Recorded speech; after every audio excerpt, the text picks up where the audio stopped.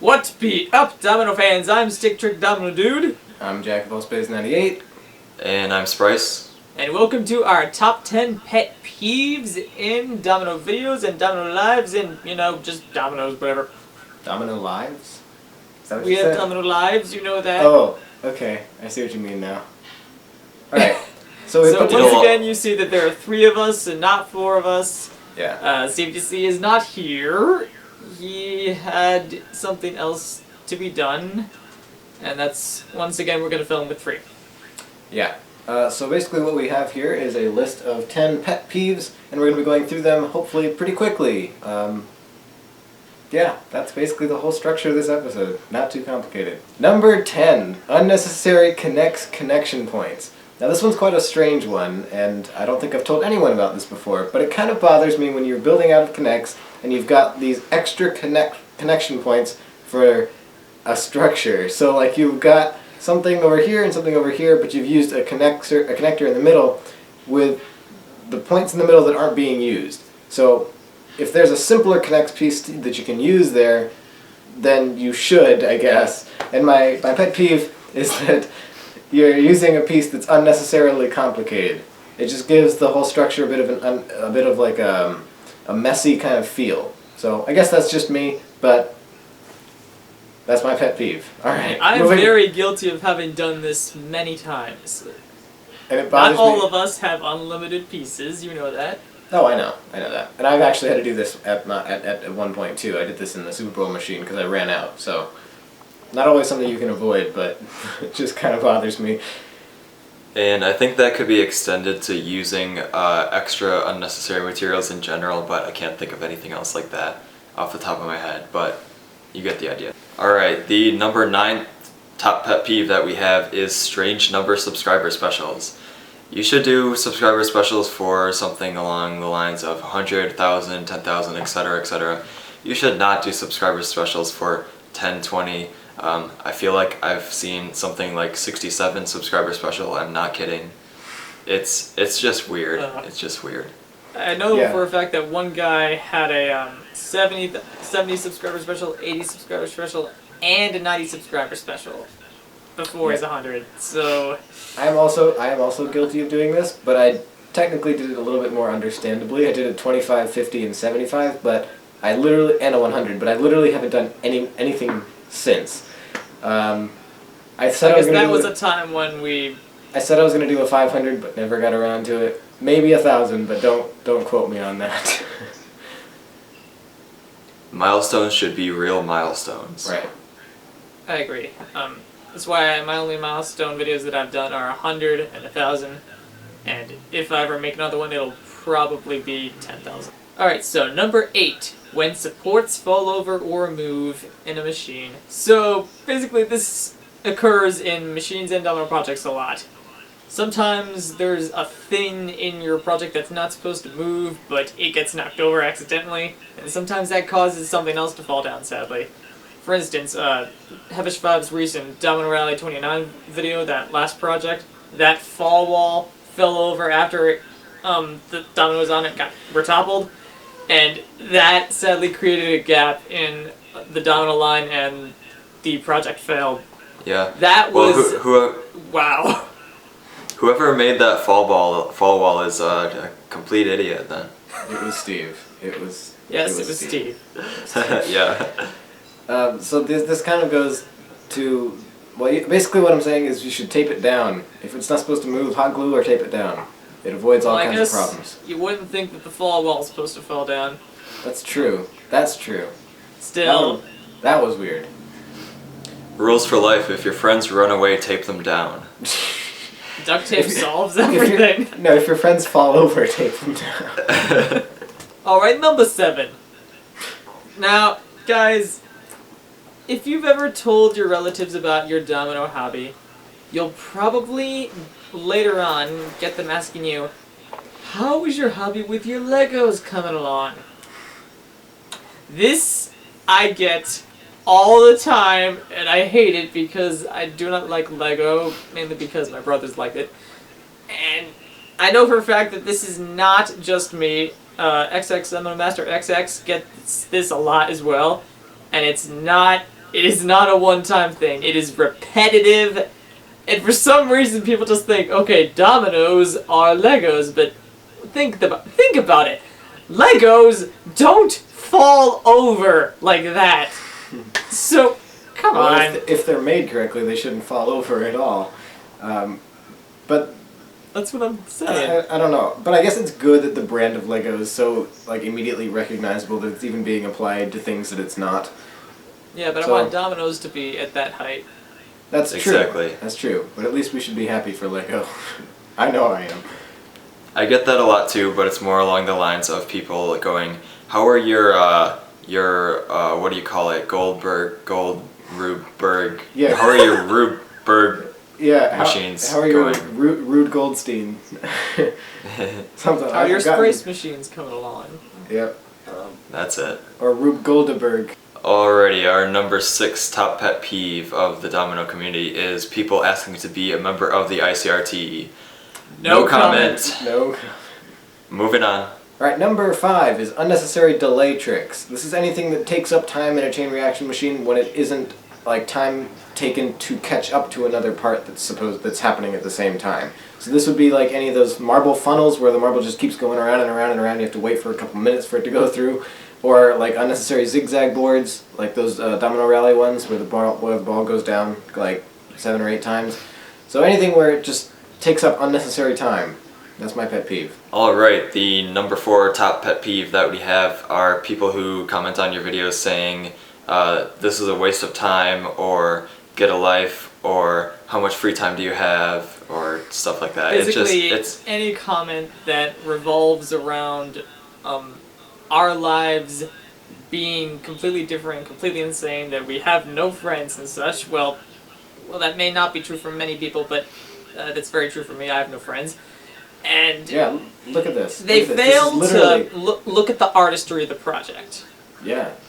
And exactly. The other thing they fail to realize is that on this person's channel, they have like possibly hundreds of videos related to the same hobby, but they still say it's a waste of time, and they don't seem to realize that maybe this person is voluntarily choosing to do this. So they're not wasting their time. But whatever. I guess that's just how people are. Alright, number 3, whenever we see some fields with no patterns or pictures in them. Now, I'm not just talking about fields that have one color or anything. That's perfectly fine. But when I see a field with completely random colors, no pattern whatsoever, like there's one line of blue, then 1.5 lines of pink, then 3/4 of a line of yellow or something, that it doesn't matter what the color is, it's just the field itself. Basically, we don't like the ones where it looks like you made a field until you ran out of a certain color, and then started from where you left off with another one until you ran out of that one. Yeah, even if you have not too many of one specific color, then at least try to make some sort of a pattern in your field. Yeah, at least design a pattern around the fact that you don't have a certain amount. Like maybe make the pattern 3 of this, and then 1 of this, and then 3 of that, and then 1 of that, and then make that the pattern. But right. Just completely randomness just isn't appealing to the eye. Yeah, on sort of the same topic, some people make domino lines with completely random domino assorted colors, Yeah. which sometimes it can look artistic, yes, I'll give you that, but that's when there is like maybe 6 colors chosen to be in that line. But when it's just completely random, it looks much more messy than artistic. Just saying. Yep. Use the Shane's Dominoes 5 then 2 rule. He does this at BMAC a lot, like in the yellow section this year. He does 5 of one color and then 2 of the other. So I think he did 5 yellow, 2 white, 5 yellow, 2 white. Yeah, and that's how he made his lines. I think the green section was even weirder because it was like 4 of one and then 2 of another. So it was like 4 of color A, 2 of color B, 1 of color C, 2 of color B again, and then restart. So yeah, but that's more artistic. It's not messy. It has some artistic. And just looking at it, you don't necessarily notice that either. So it just kind of it looks like a random pattern, but it's still just 3 colors in a specific ratio and pattern and stuff. So yeah. It was planned out. It was planned out. It was thought out. When you're Right. just mixing colors, that's not thought out. Especially when the colors are like completely different. Like there's just red and then blue and then pink and then orange and then green. You know, it's just random like that. So. Our number 2 pet peeve is bad camera work and shakiness when you're filming your projects. Yep. I Yeah. think you guys can see why. Yeah.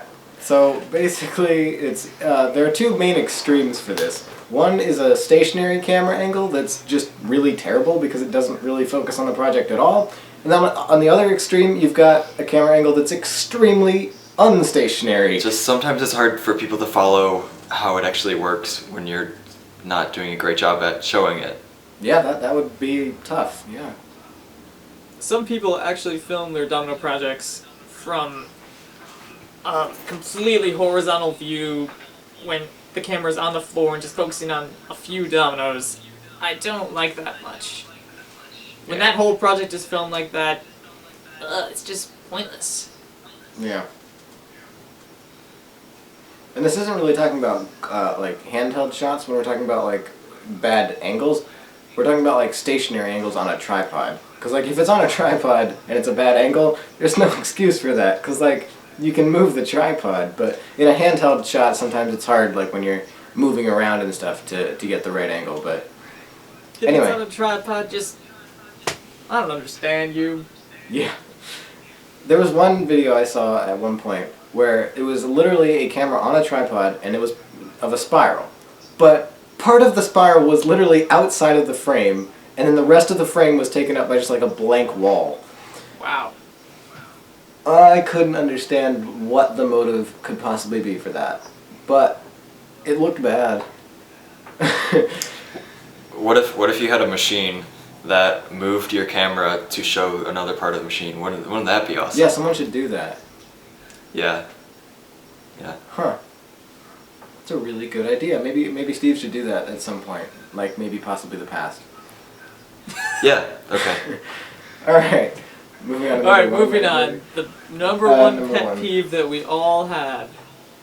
And this is outright laziness when building the screen link. There are many different aspects of this.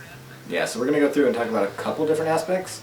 So I guess the first one would be when a screen link clip fails right near the beginning. This is either Domino or machine, doesn't really matter, but I guess maybe especially machines. It's even worse with machines, but Domino's still. If it fails right near the beginning of a screen link clip, just reset it. My god, just try again. The whole point of the screen link, guys, is to mainly just...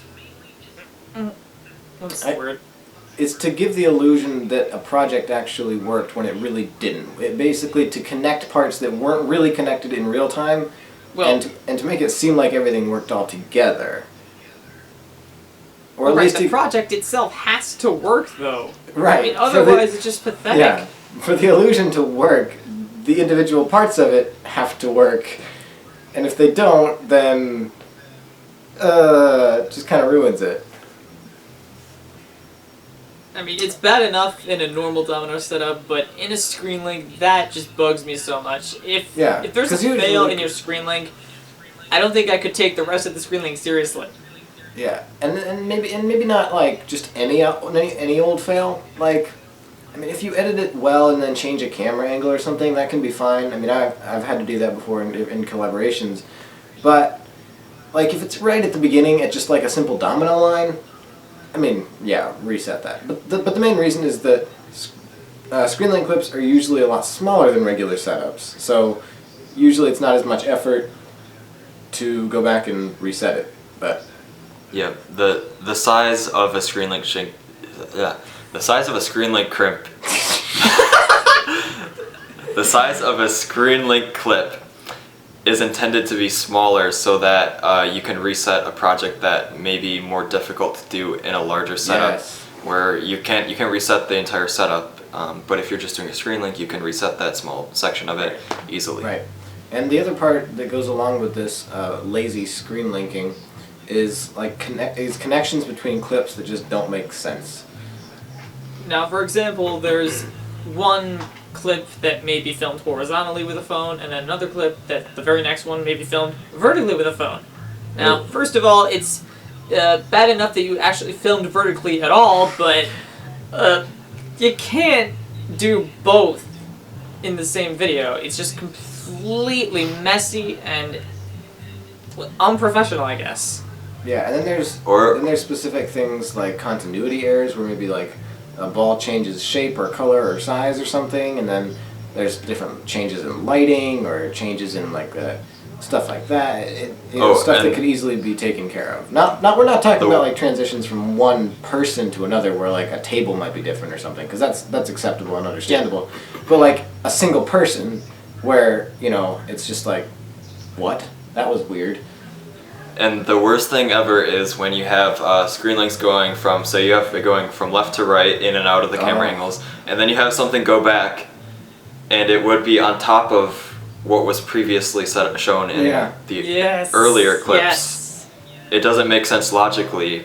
Yeah, or because and this is where I thought stuff's in the kind of way. where I thought you were going with that comment before you took it in a different direction. But I also don't like the ones where it exits on the right, and then the next clip it enters in on the right.